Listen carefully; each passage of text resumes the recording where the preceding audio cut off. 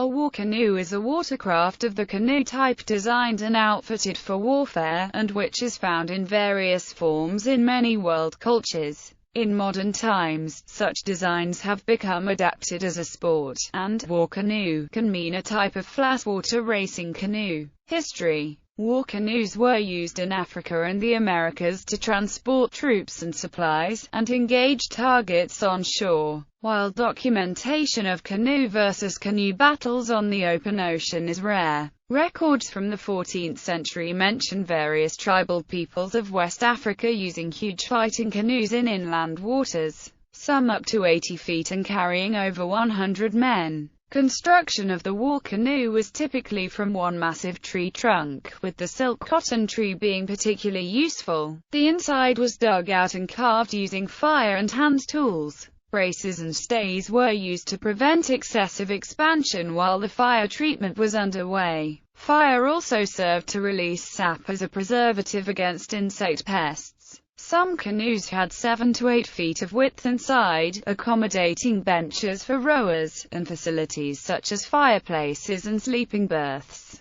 Warriors on board were typically armed with shield, spear and bow. In the gunpowder era, small iron or brass cannon were sometimes mounted on the bow or stern. Although the firepower delivered from these areas and weapons was relatively ineffective, musketeers delivering fire to cover raiding missions generally had better luck. The typical tactic was to maneuver close to shore, discharge weapons, then quickly pull out to open water to reload, before dashing in again to repeat the cycle. Troop and supply transport were the primary missions, but canoe versus canoe engagements in the lagoons, creeks and lakes of West Africa were also significant.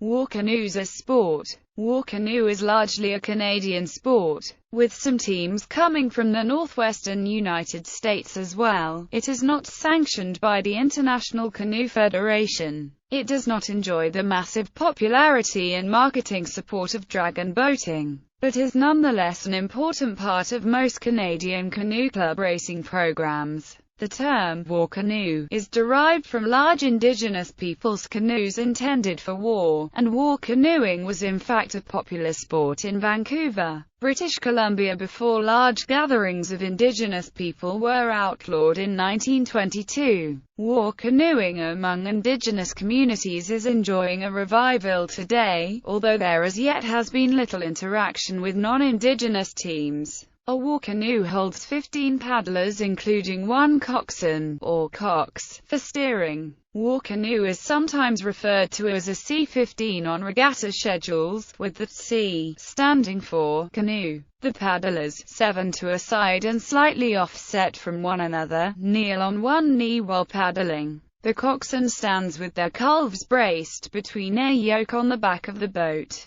Paddlers on the left will kneel on their left knee and vice versa, as in a sprint canoe, and the foremost paddler, whether on the right or left, will set the stroke. Boats are most often constructed of wood, although some newer boats will be made of fiberglass. Races will typically be of 500 meters or 1,000 meters. The paddles used can be made of wood, but carbon fiber paddles are becoming standard, as their reduced weight leads to improved performance. War canoe is seen as a prestige event at regattas where it is held, as it allows a significant portion of a club's racing members to be in the boat at once and compete together. It is a large team event in a sport that typically focuses on individual achievements. Crews will be taken from the appropriate age range, and races are held for men's, women's, or mixed crews. Typically, a war canoe will be faster than a dragon boat over any given distance, because of a better hull shape, lighter construction, and the kneeling position allowing for a fuller, more powerful stroke than the sitting position used in dragon boats.